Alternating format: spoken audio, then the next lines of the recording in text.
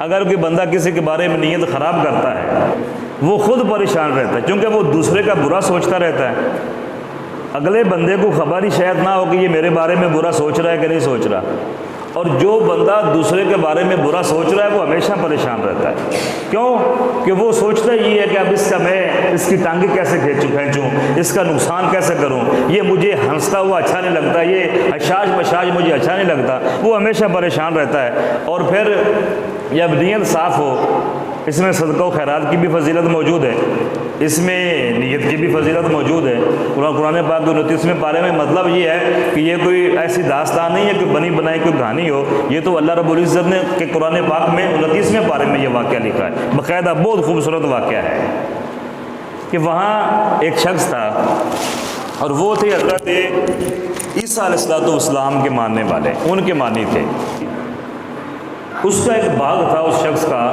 انگوروں کا، اور اس کا طریقہ کار یہ تھا کہ وہ شخص جب اس کے انگور پک جاتے تو وہ کیا کرتا، اس میں سے جو اس کا خرچ آیا، وہاں کھیتی باڑی انگور کو بیجنے کا، پانی لگانے کا، اس کو اگانے کا، اس پہ جو خرچ آیا، انگوروں کی فصل پکا کے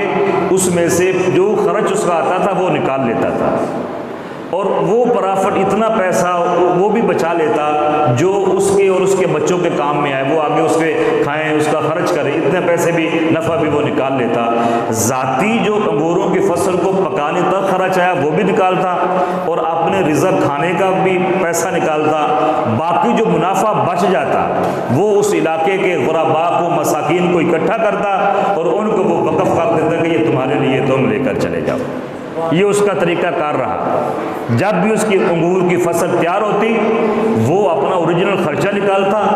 اپنے گھر کا خرچہ نکالتا، باقی جو پرافٹ تھی وہ ساری مساکین اور غرباء میں تقسیم کر دیتا۔ یہ بات اس بندے کے جو اولاد تھی ان کو پسند نہیں تھی، وہ کہتے تھے ہمارا باپ احمق ہے، جو اتنی پرافٹ ہمیں بچتی، ہم گھر میں اس کو سنبھال کے رکھتے، وہ ہمارے آگے جا کر کام آتی، ہمارے نسلوں میں کام آتی، وہ اس کو اپنے باپ کو احمق کہتے ہیں، جو فقراء کو اور غرباء میں تقسیم کر دیتا ہے۔ ایک دن ان کے باپ کا انتقال ہو گیا، ان کا باپ فوت ہو گیا۔ جب وہ فوت ہوا تو ان کے بچوں نے مشورہ یہ کیا کہ اب ہم کسی بھی فقیر کو، کسی بھی مسکین کو اس میں سے ایک انگور کا دانہ بھی نہیں دیں گے۔ یہ تو ہمارا باپ تھا جو ان کو تقسیم کر دیتا تھا، یہ تو ہمارا باپ تھا جو ان کے لیے وقف کر دیتا تھا، ہم ہرگز اس میں سے کچھ بھی فقراء اور مساکین کو نہیں دیں گے، یہ ہمارا ہی حصہ ہے، جو ہمیں بچے گا وہ ہم اپنے گھر میں سنبھال کے رکھیں گے۔ یہ انہوں نے نیت کر لی۔ اب ان کی فصل انگوروں کی پک گئی، تیار ہو گئی۔ جب فصل تیار ہوئی، باپ ان کا مرا، باپ کے مرنے کے بعد پہلی فصل ان کے انگوروں کی تیار ہوئی، تو رات کو انہوں نے مشورہ کیا آپس میں، یہ قرآن پاک میں لکھا ہے ساری بات۔ رات کو انہوں نے آپس میں مشورہ کیا کہ ہم صبح سورج نکلنے سے پہلے ہی گھر سے نکل پڑیں گے، اور ہم کسی کو کانوں کان خبر نہیں ہونے دیں گے کہ ہم آج اپنی فصل کو کاٹنے کے لیے جا رہے ہیں، انگور اتارنے کے لیے جا رہے ہیں۔ انہوں نے یہ رات کو مشورہ کیا، رات کو نیت کی کہ ہم صبح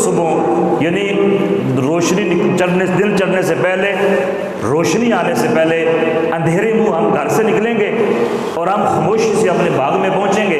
اور وہاں جا کر ہم اپنے انگوروں کو اتاریں گے اور خاموشی سے ان کا سارا سودا کریں گے، سارے معاملات کریں گے۔ اور انہوں نے کہا کہ اب کی بات کوئی بھی مسکین اور کوئی بھی غریب وہاں سے کچھ بھی لینے کے لیے نہیں آئے گا، کیوں؟ ان کو پتہ ہی نہیں چلے گا کہ ہم نے انگور اتار لیے ہیں۔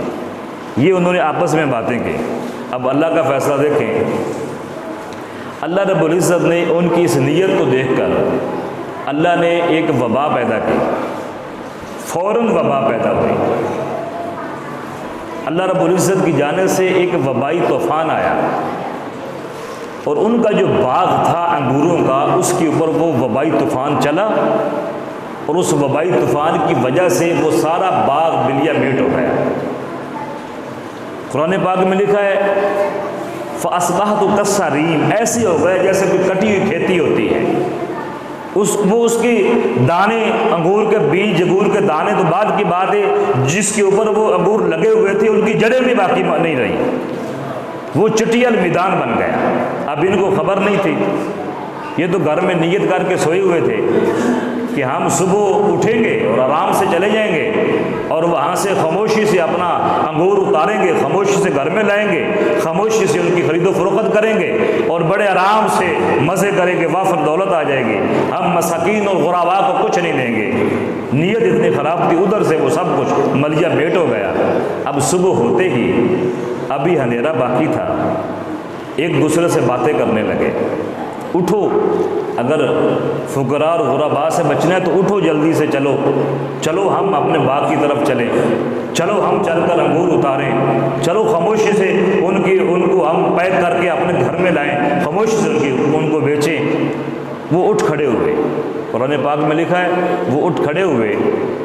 اور خاموشی سے گھر سے چل پڑے اور آہستہ آہستہ چپکے سے آہستہ آہستہ ایک دوسرے سے باتیں کرتے ہوئے جا رہے تھے۔ یعنی قرآن پاک میں لکھا ہے کہ باتیں بھی آہستہ آہستہ کر رہے تھے کہ ہمارے باتیں بھی سن کر کسی کو خبر نہ ہو کہ یہ کہیں اپنے باغ کی طرف نہ جا رہے ہوں۔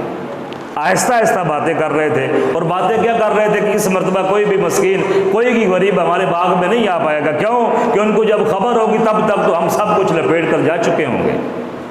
ایسے ہی باتیں کرتے کرتے وہ اس زمین کے ٹکڑے پر پہنچ گئے جس زمین کے ٹکڑے پر ان کا انگوروں کا باغ لگا ہوا تھا۔ وہاں پر پہنچے تو ایک بھائی نے کہا مجھے لگتا ہے کہ ہم کسی اور جگہ پر آ گئے ہیں، یہ تو وہ زمین ہی نہیں، یہ تو وہ دھرتی ہی نہیں، یہ تو وہ زمین کا ٹکڑا ہی نہیں جس ٹکڑے پر ہمارا باغ لگا ہوا تھا۔ تو دوسرے بھائی نے کہا نہیں، یہ تو ہماری ہی جگہ ہے، یہیں پر باغ تھا۔ تو کہنے لگے لگتا یہ ہے کہ وہ باغ ملیا میٹ ہو چکا ہے، وہ ختم ہو گیا ہے۔ تو تیسرے بھائی نے، جس کے بارے میں قرآن پاک میں لکھا ہے کہ وہ ان میں سے کچھ عقل مند تھا، کچھ سمجھدار تھا، اس نے کہا کہ میں پہلے ہی آپ کو کہہ رہا تھا کہ آپ سبحان اللہ اور انشاءاللہ کا لفظ نہیں بول رہے کہ ہم صبح باغ کاٹیں گے انشاءاللہ، ہم صبح باغ کاٹیں گے سبحان اللہ۔ آپ انشاءاللہ اور سبحان اللہ کا لفظ نہیں بول رہے، جس کی وجہ سے تمہاری نیت میں خرابی تھی اور اللہ نے سب کچھ برباد کر دیا۔ اب چونکہ یہ قرآن پاک میں لکھا ہے کہ کوئی بھی کام کرے اس سے پہلے انشاءاللہ بولیں، یہ 29ویں بارے میں بات لکھی جو میں بیان کر رہا ہوں، نون والقلم۔ اس صورت میں آپ یہ سارا واقعہ ترجمے میں تفسیر میں پڑھ سکتے ہیں۔ اب پتہ یہ چلا کہ وہ جو تیسرا بھائی کہہ رہا تھا کہ آپ انشاءاللہ نہیں کہہ رہے، آپ سبحان اللہ نہیں کہہ رہے، اگر آپ انشاءاللہ کہتے سبحان اللہ کہتے تو ساری چیزیں بچ جاتی۔ اس سے ہمیں معلوم یہ ہوا کہ جو بندہ کوئی بھی کام کرنے سے پہلے اللہ کا نام لیتا ہے، مطلب یہ ہے کہ آپ اپنے گھر سے کہیں کا سفر کر رہے ہیں تو آپ کسی کو بتاتے ہیں کہ میں آ رہا ہوں، آپ ساتھ میں یہ بولیں کہ انشاءاللہ میں آ رہا ہوں۔ سبحان اللہ اب ہم انشاءاللہ بولتے ہیں، اس زمانے میں سبحان اللہ انشاءاللہ کی ہی جگہ پر بولا جاتا تھا، اور یہ قرآن پاک میں یہاں پر موجود ہے کہ اس تیسرے بھائی نے کہا کہ آپ نے انشاءاللہ نہیں کہا، آپ نے سبحان اللہ نہیں کہا۔ جب انشاءاللہ اور سبحان اللہ نہیں بولا اور نیت میں یہ تھا کہ ہم غرباء اور مساکین کو کچھ نہیں دیں گے، ہماری ساری کھیتی برباد ہوگی، تباہ ختم ہو گئی، تب ان کو اللہ کا خوف آیا اور انہوں نے اللہ سے رجوع کیا اور انہوں نے کہا ہم تو حد سے بڑھ گئے، ہم تو ظلم کرنے میں بہت آگے چلے گئے،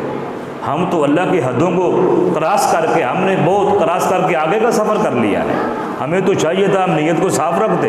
اور اپنے باپ کے نقش قدم پر چلتے، اور اب جا کر ان کو سمجھ آئے کہ جو ہمارا باپ غریبوں کو اور مسکینوں کو نفع کا ایک حصہ تقسیم کرتا تھا، اور وہ تقسیم کرنے کے باوجود ہمارے پورے سے رزق میں بھی اضافہ اور برکتیں ہو جاتی تھی، اس کی صرف وجہ یہ تھی کہ جو ہمارے انگوروں کا باغ تھا اس میں ایک حصہ اللہ نے غرباء اور مساکین کا رکھا تھا، جو ہم ان کا حصہ کھانا چاہتے تھے، ہم ان کا حصہ لینا چاہتے تھے۔ تو لہٰذا نیت انہوں نے فوراً صاف کی، اللہ سے معافی مانگی، توبہ کی کہ ہماری نیتوں میں خرابی آ گئی ہے، ہم جو بھی فصل اگائیں گے جو اس میں غرباء کا حصہ ہے، مساکین کا حصہ ہے، ہم وہ حصہ ضرور ان کو عطا کریں گے۔